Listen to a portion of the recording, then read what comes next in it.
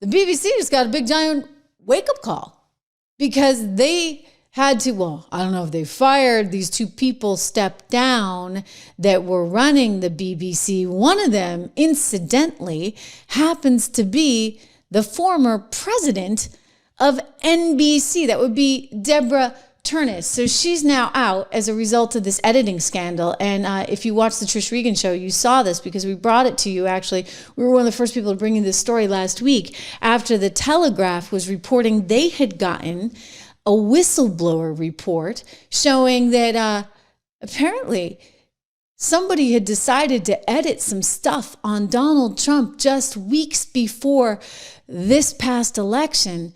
And they were editing it at the BBC in a way to deliberately make him look bad per this whistleblower. So now Deborah's out. Wait till you see her response as well as her cohort there. But let's go back to what the Telegraph found. I want to show you.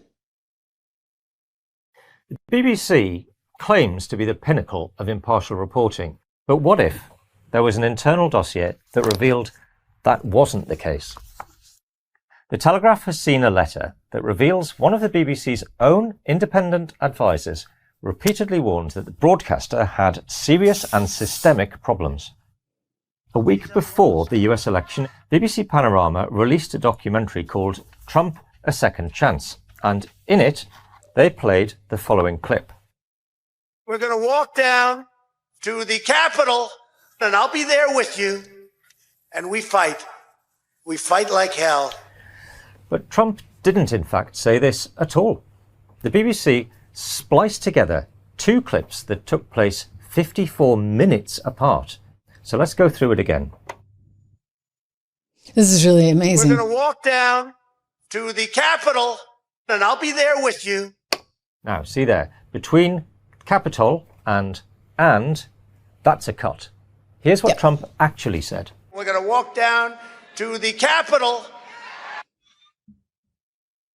and we're going to cheer on our brave senators and congressmen and women.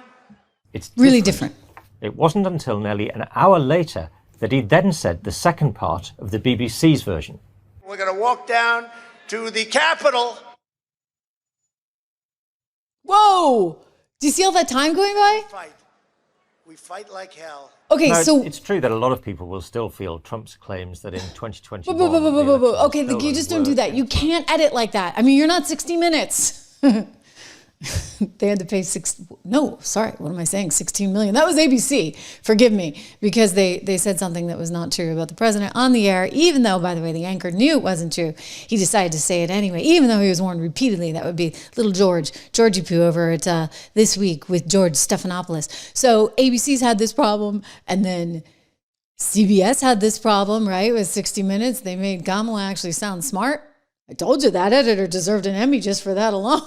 Right, forget about journalism. I mean, who the heck can make Kamala look smart? And then these guys are out there taking clips that are hours apart from each other, trying to make sure that you somehow think that Donald Trump is a super negative force. And you want us to believe, okay, here's one of the honchos, okay? So this is the BBC director, Tim Davie, resigning over this scandal. That's him. And then you have the CEO, Deborah Turness, who used to run, interestingly, NBC. Amazing how incestuous all of this is. Deborah Turness, the former NBC president, she's out, and she was asked about it this morning. I would like to say it has been the privilege of my career to serve as the CEO of BBC News and to work with our brilliant team of journalists. I stepped down over the weekend because the buck stops with me. Good. But I'd like to make one thing very clear. BBC News is not institutionally biased. That's why it's the world's most trusted news provider. Why did you fail to deal with the mistakes that were made? And see my teams. Thank you so much. Right, do you think that the journalists are corrupt, like President Trump says? Do you think the journalists our journalists aren't corrupt.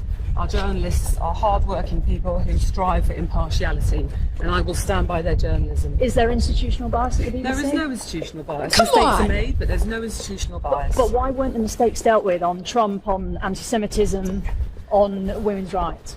I'm sure that story will emerge, but for now, I'm going to go and see our team. Do you think the board acted against you? Do you think the board acted against you? This way, Deborah. Thank you. You know, Debbie, I'm really sorry for you, but it's so interesting because she did run NBC, and we know NBC has their share of bias, and now, of course, we see that the BBC has its share of bias. Oh, and let's not forget how much money the BBC was getting from the United States, right? All in the name of goodwill to spread our message overseas, because it was Obama that decided we need to be able to compete on the international stage in our messaging. So he got rid of the Smith-Mundt Act, right? Repealed it, changed it. It used to be that you couldn't actually pay these places to get a point of view out, but now they're doing that all over the world, right? And so the BBC was actually getting money, believe it or not, from the State Department. So they had a lot on the line if you think about it. And now he's suing for $1 billion.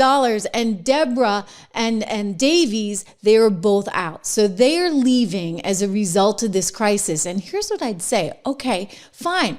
Like if there was no bias that you're worried about, if there was none at all, then Deborah, why are you leaving? Why are you stepping down? I mean, wouldn't you stay and fight? If you're saying, okay, I got to quit because of this, there's a reason you're quitting. And the reason you're quitting is because there were no checks and balances on this crazy bias that is rampant. I mean, just watch the BBC News anytime you go to Europe. I mean, boy, do they hate Trump. They really, really hate him. And again, you just go back to this clip. We're going to walk down to the Capitol, and I'll be there with you. And we fight. We fight like hell. We're going to walk down to the Capitol, and we're going to cheer on our brave senators and congressmen and women. Really, really different things, okay? Like, that is not acceptable as a journalist, as I said, unless you're CBS News. 60 Minutes. But you know what? It's clearly not acceptable. You know I'm joking around. Like, it's not acceptable there either.